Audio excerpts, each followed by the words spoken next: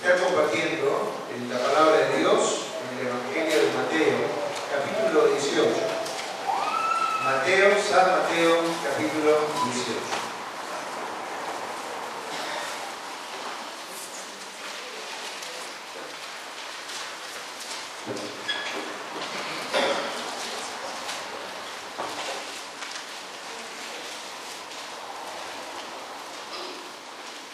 Hoy vamos a estar meditando en una de las parábolas de las tantas que el Señor nos compartió, la conocida como la parábola de los dos deudores.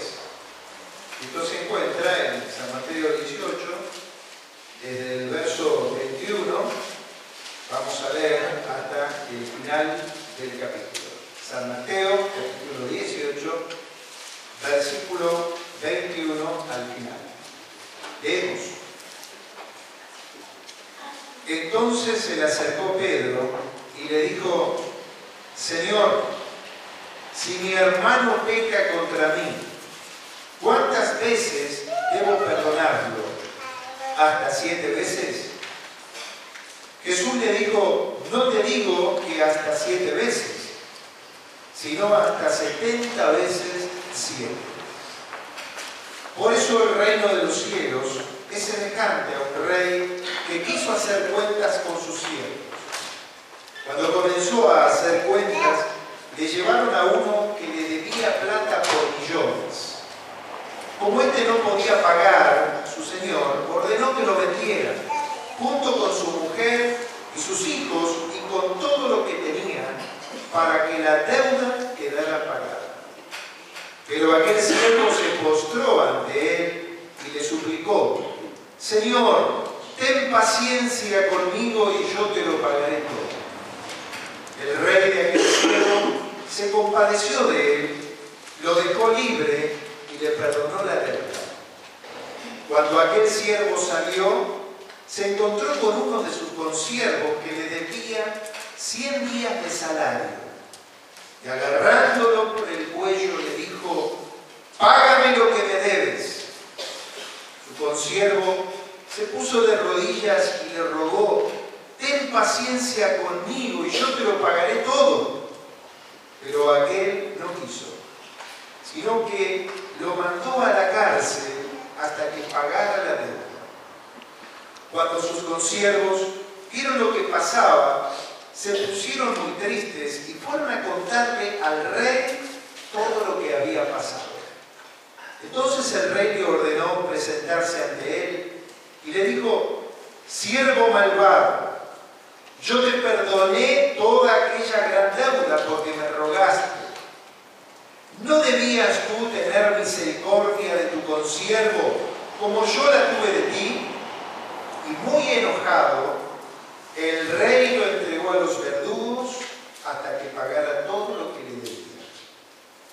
Así también mi Padre Celestial hará con ustedes si no perdonan de todo corazón a sus hermanos. El tema es el perdón. La palabra de Dios es tan clara, ¿verdad?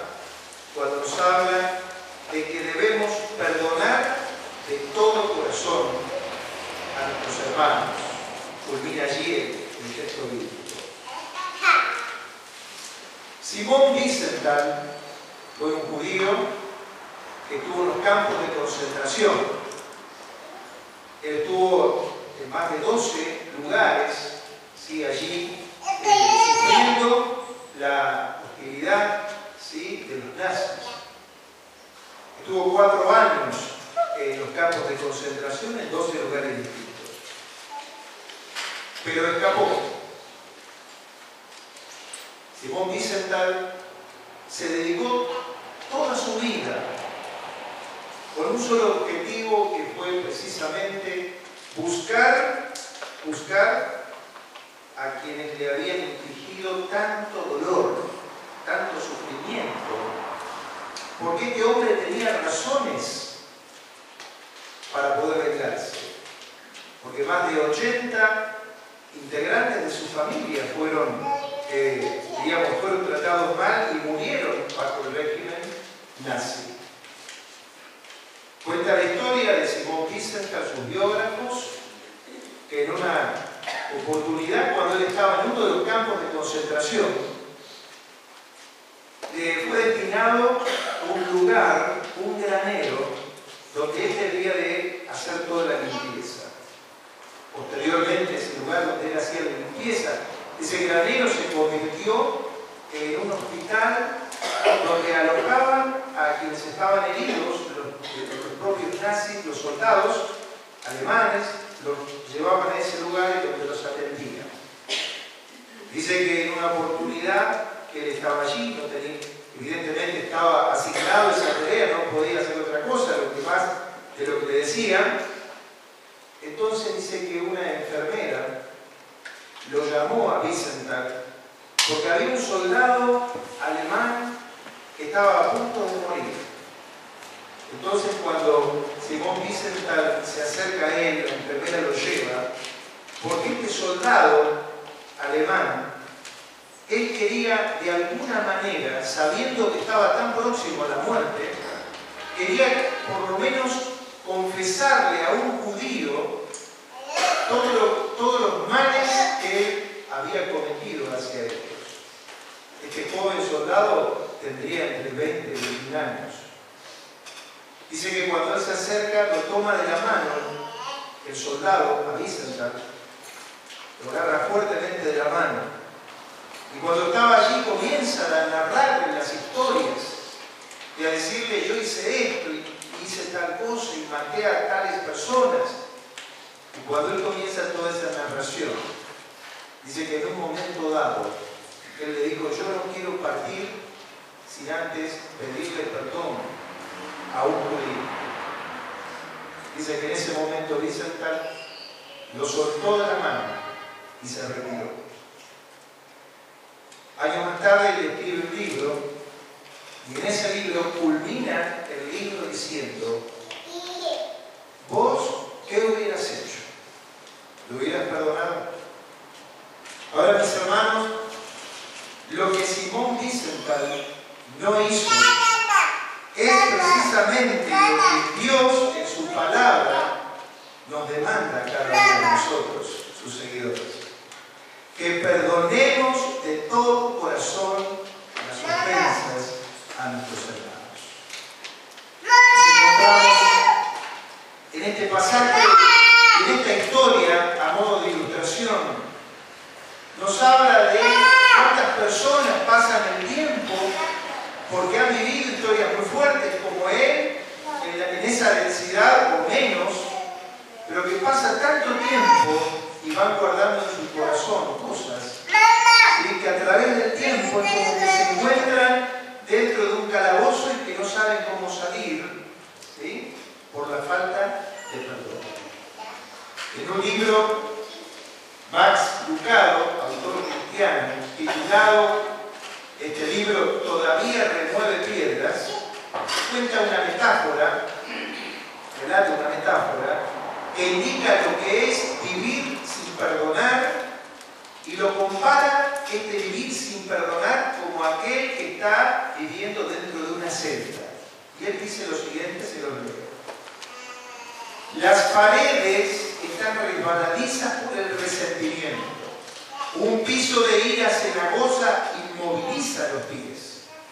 El hedor de la traición permea el aire y hace arder los ojos. Una nube de autocompasión impide ver la pequeña salida en la parte superior.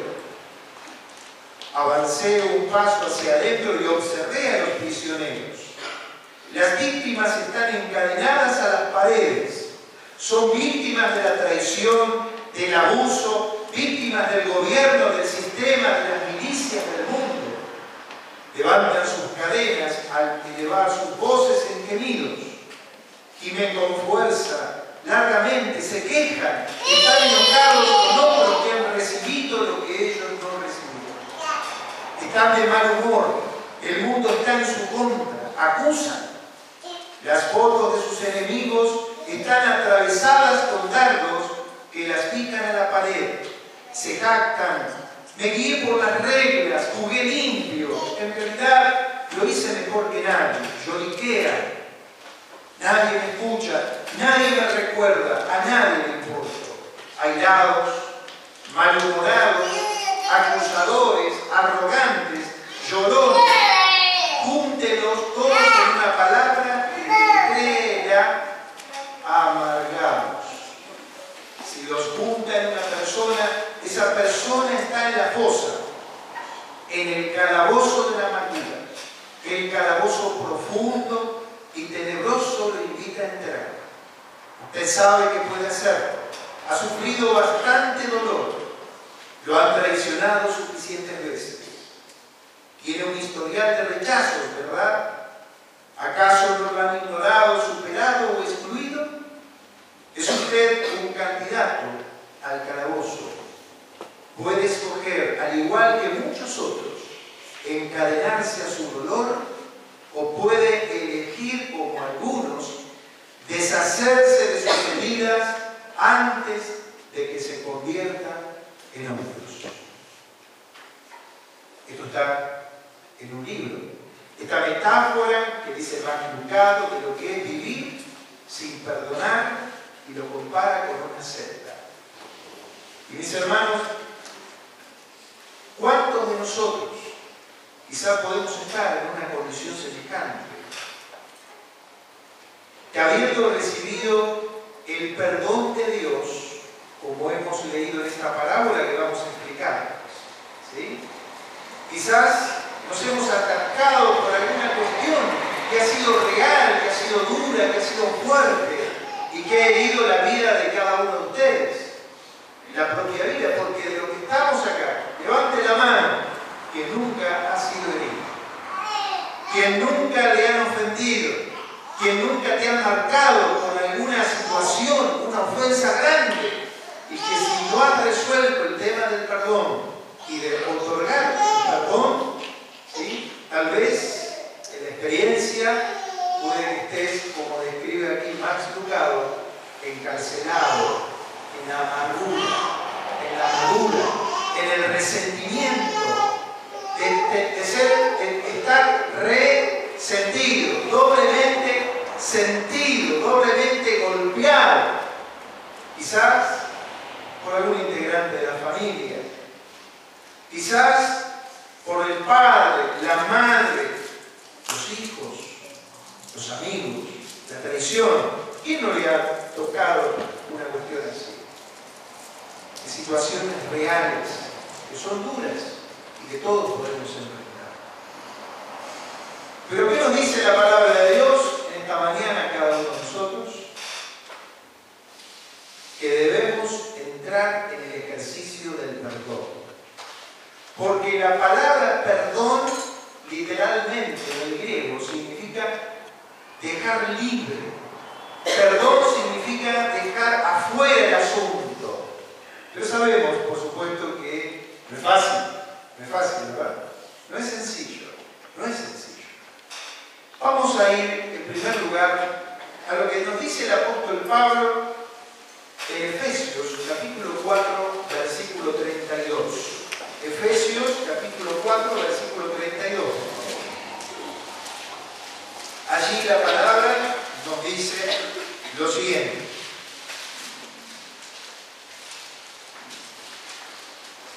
En hablando de la amargura, del enojo, de la gritería, las calumnias, todo tipo de maldad, versículo 31, dice, desechen todo esto.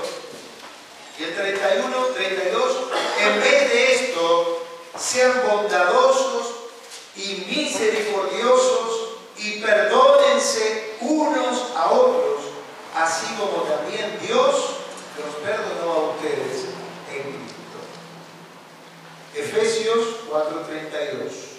Vamos a Colosenses capítulo 3, versículo 13, que es el paralelo de este mismo pasaje.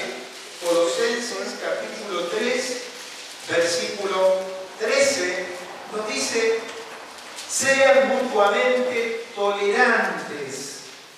Si alguno tiene queja contra otro, perdónense, de la misma manera que Cristo los perdonó. ¿Cómo debemos perdonar? de la misma manera que Cristo nos perdonó, nos dice el apóstol Pablo. En los dos pasajes es muy claro, y es una palabra dirigida a cristianos, a la iglesia, a cada uno de nosotros, que de la manera en que Cristo nos perdonó, debemos también hacerlo cada uno de nosotros. Si alguno tuviere queja, dice Pablo, es tan claro. Si tuviere queja, perdónense así como Cristo los ha perdonado. Y esto es muy importante, el tema del perdón, porque como hemos dicho, no es fácil, no es sencillo trabajar la experiencia, la herida, las situaciones que podemos estar enfrentando cada uno de nosotros. Porque todavía estamos en un cuerpo, ¿no es cierto?, de carne y hueso, que nuestros sentimientos, ¿sí?, son tocados, y estamos también en una naturaleza, esa naturaleza vieja, que muchas veces gana la ventaja sobre la nueva naturaleza que nos ha dado Cristo, el Señor. Y a veces el primer impulso que tenemos, incluidos los cristianos, es tratar de ver cómo poder vengarnos. ¿No ha pasado muchas veces esto por la cabeza? La venganza. O tal vez minimizar las situaciones. Somos especialistas también en tratar, en vez de resolver los asuntos, como nos indica la palabra de Dios, que lo vamos a ver ahí en Mateo 18, tratar con las personas, hablar de frente. Somos especialistas en autojustificarnos y racionalizar tanto las situaciones que para todo encontramos la respuesta segura y cargamos la mochila, ¿sí?, de la herida, del resentimiento, y no buscamos soluciones de fondo. La venganza, o minimizar la situación, disculparnos, culpar a otros, a veces desahogarnos, compartiéndole a otros, ¿sí?, lo que me hicieron, pensando que el otro, como cantábamos, solo en Cristo, Él me fortalece. A veces los amigos pueden estar, pero a veces no nos pueden ayudar en lo que solo Cristo nos puede ayudar. Y a veces en ese intento de desahogarnos en nosotros contaminamos a otras personas por no seguir el camino que la palabra de Dios nos propone a cada uno de nosotros, que es perdonar. Hermanos, cada uno de nosotros debemos perdonar porque nosotros mismos somos débiles y pecamos. Y necesitamos permanentemente, en experiencia tuya como la mía, que nos perdonen otros. Por eso que el camino que la palabra nos propone es que debemos ejercitar el perdón. Debemos perdonar porque el amor de Dios es tan grande. Su misericordia es tan amplia cuando uno piensa, como hemos cantado en esta mañana, que Él nos ha perdonado en Cristo de todos nuestros pecados. El Señor, cuando Él en el Sermón de la Montaña habla del Padre Nuestro, como de tantos otros temas, Él llega al tema del perdón, cuando enseña sobre la oración. Pero en el único punto que explica sobre la oración del Padre Nuestro es sobre el tema del perdón. ¿Y por qué lo explica? Porque justamente es el problema que tenemos todos nosotros. Que sabemos lo que el Señor nos dice, nos indica y que debemos hacer, pero muchas veces no lo hacemos. Porque nos cuesta pedir perdón. El Padre Nuestro dice, si ustedes perdonan a otro el mal que le han hecho, Dios, su Padre que está en el cielo, los perdonará a ustedes. Pero si ustedes no perdonan a los demás, tampoco su Padre los perdonará a ustedes. Yo entiendo por este pasaje, como el que hemos leído de la parábola y que ahora vamos a detenernos allí, de que si no perdono a los demás, ¿sí?, es como que la cadena de alguna manera se corta. Porque yo no puedo ponerle límites al perdón hacia las personas. Porque en el reino de Dios el perdón no tiene límites. Y siempre debemos estar dispuestos a perdonarnos los unos a los Por eso qué bueno es entrar en este ejercicio que la palabra de Dios nos propone.